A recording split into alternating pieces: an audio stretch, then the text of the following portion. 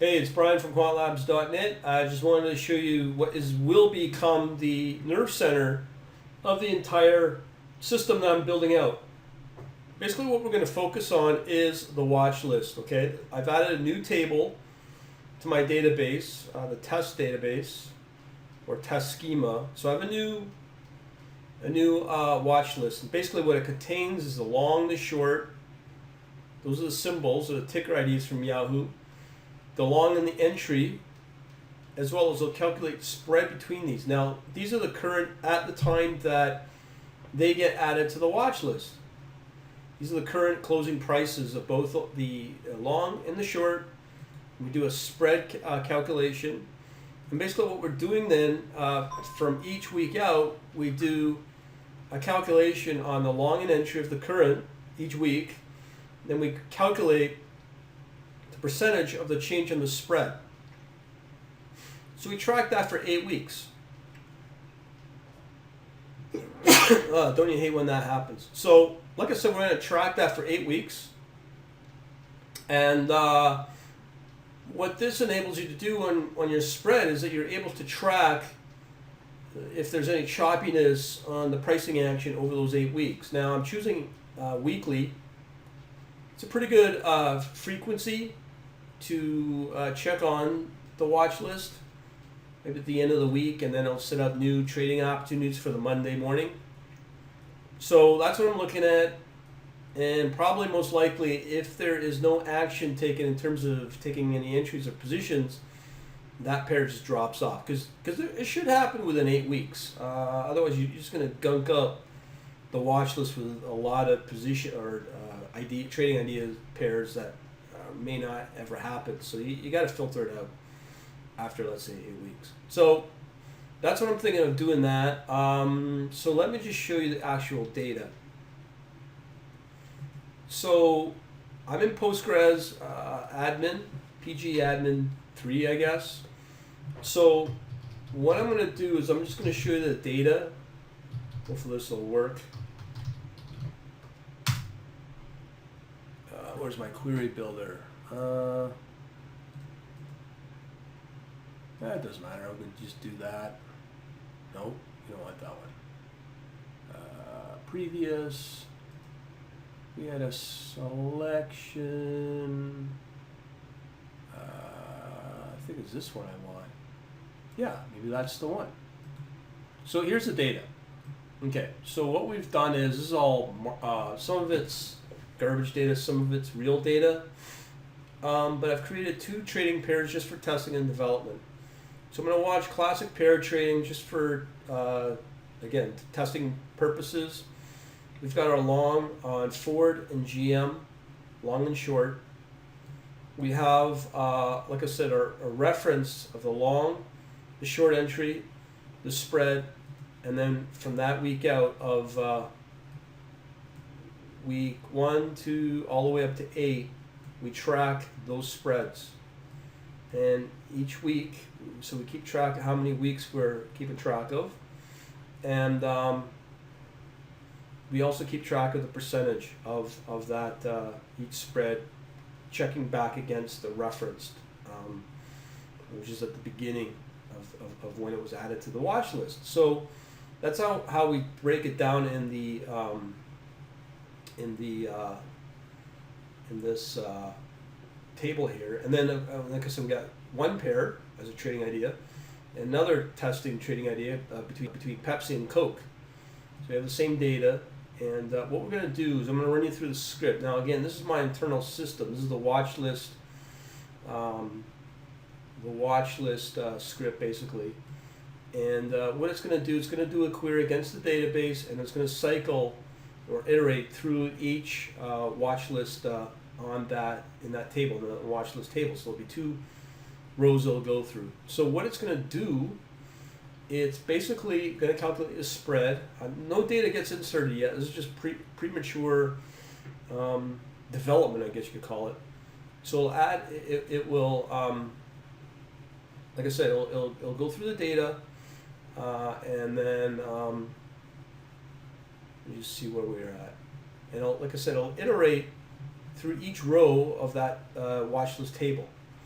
So it does some calculating, extraction of the data, puts it into a workspace of the Matlab, has the current spread, and then we're going to start tracking out some data for technical analysis. So I'll show you that in a minute. What we do here is we shift all the weeks of the spread. So for instance, if we have week 7, on the 8th week, that will be the prior week of week 7. So we shift all those over 1 by a week, obviously. We track the number of weeks we're tracking. If it's more than 8, it'll drop off. Delete that from the workspace, the table. And then what we do is we start updating our most recent pricing from the markets, which of course is captured from Yahoo Finance. So that's what we're doing here for both the long and the short of the close of each. Calculate the spread, and then we calculate the percentage, and then we move the current spread into the first week. Now, there's some interesting things that we're doing here. Sometimes we have, like if we're adding on the watch list, brand new, we just run this code once for each time we add to the watch list. We just want to basically make the reference of the long and the entry and the spread, and we just do that the first time, on the first time we add to the watch list. So this code shouldn't be part of this looping or iteration after this, because once we add it to the watch list, this set of code should not run, because we don't want to change the referenced long entry, short entry, and the spread. We could automatically calculate this, but I'm being lazy here. I'm just keeping it in the database. So from there on out, what we do every week is we cycle through each row in that watch list. So that's what we're doing here. Again, we calculate the spread against the reference spread and the market prices. And then what this will do, it will go through, draw out a couple of figures. So the first figure, it will plot. Actually, there is a plot I missed. It will plot the figure of the pricing action just over the last 3 years.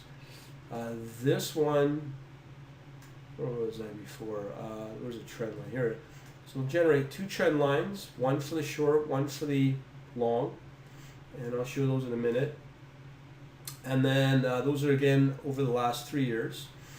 Here in this function, this trend line function right here, we can easily automate an entry. If we know the trend line's been broken either on the short or the long, and we can use that as a signal to potentially enter into the market. And we do the same thing in this new plot, plotting simple moving averages. And what we're doing is we're plotting the 20-day and the 250 days. So basically the monthly against the yearly, and that's exactly monthly and exactly yearly. Okay, so we're calculating those. We plot them, and again, no different in this trend line function. We can use this data and see if any of these average periods have crossed, and then we can use that as a signal for an entry, okay, into the market, open up a position.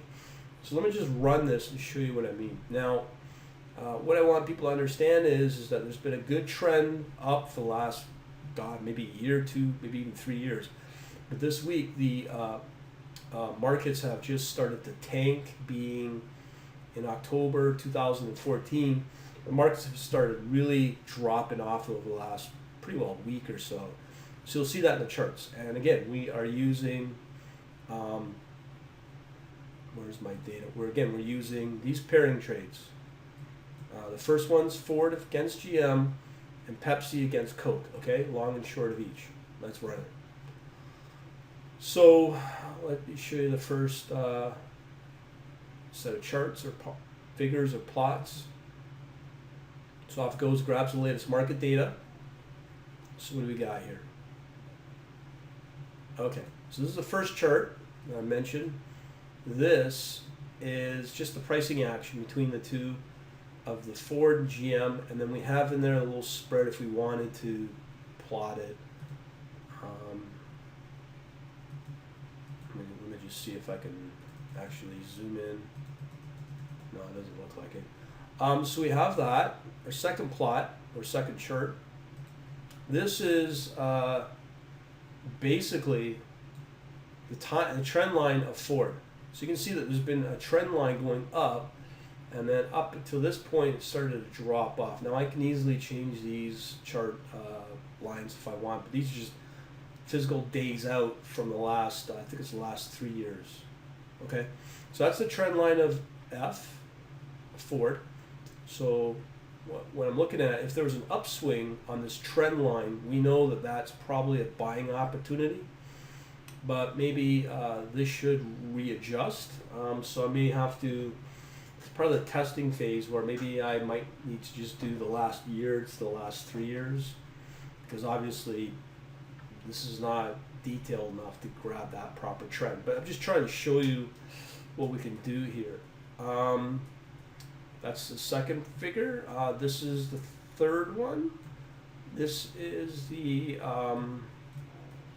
no, hang on here. Where's my trend line of GM?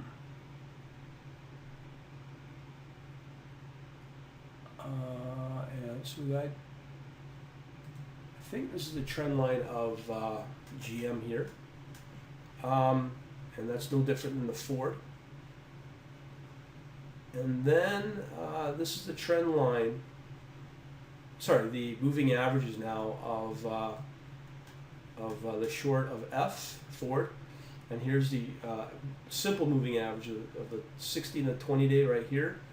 And I believe that's plot 4, this is plot 5, and this is the other one for GM. There's some bugs I'm noticing here, but I'm just trying to show you what we have here and how it's going to evolve too. All right? So hopefully I'll help you out. Talk to you later. Hello everybody, this is Brian in the second segment, cleaned up version of this watch list script that I've worked on.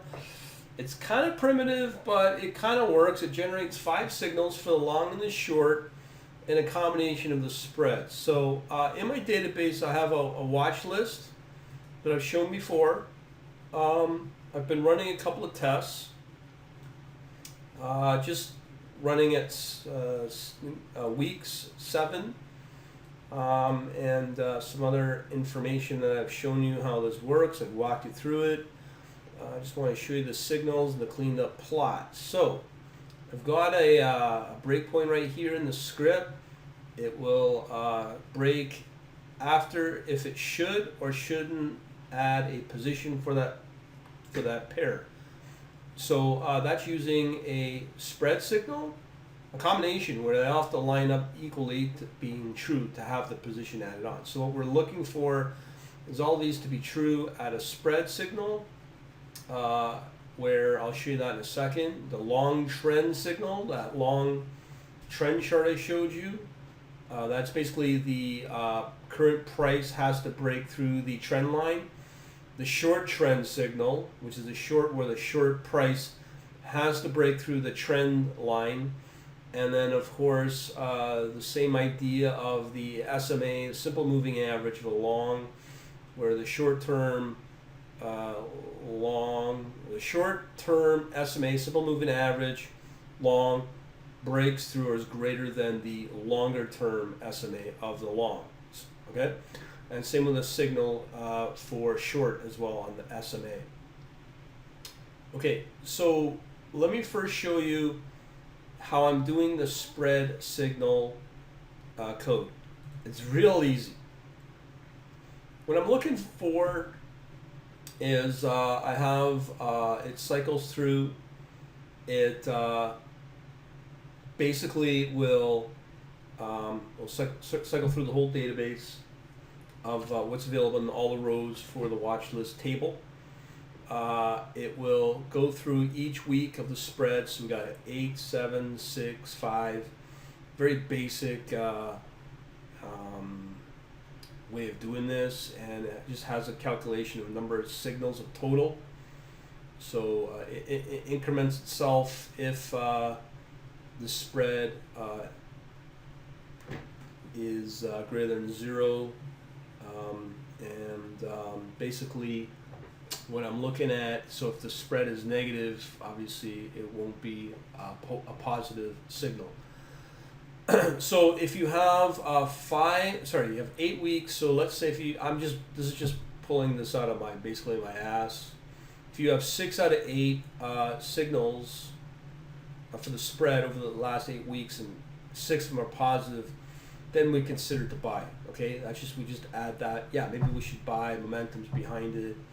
But there's probably more intelligent ways of doing it, and this will be consistently tweaked over time as part of the paper trading, and just hopefully seeing some volatility so we can test those different market conditions and prevent any false positives. Okay, so let's run it, the entire thing, and it should stop at this breakpoint of if it's going to add a position or not based upon the signals that are generated. So let's give it a whirl. We should expect 10 plots. I'll walk you through them, each one. Okay, so there's 10. So let me just give you a synopsis on the first one. So what we've got in the database here, we have the first pair, trading an assumed trading idea, Coke with Pepsi. So long Coke and short Pepsi. So that's what we're going to show you now. That's what I just finished off here. This is the pricing action for Coke and Pepsi. That's plot 1.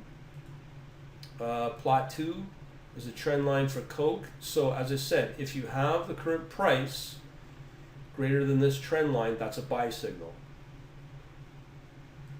Plot 3, figure 3, same idea.